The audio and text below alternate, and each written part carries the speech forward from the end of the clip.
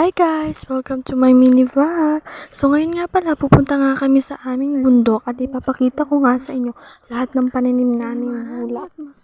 Sa amin is bulak. Sa Tagalog naman is mga bulaklak. Siyempre, dumaan nga muna kami sa masukal na gubat and hindi ko alam kung anong pananim niyan guys. Basta ang ganda ng bulaklak niya.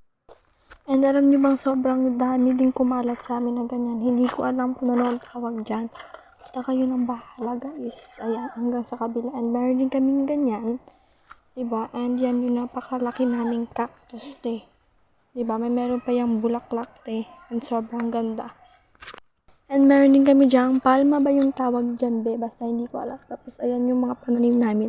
Na hindi ko alam at hindi ko kilala pe. Basta marami sila. And ang gaganda nila. Te, sobrang green din talaga mga te. Diba?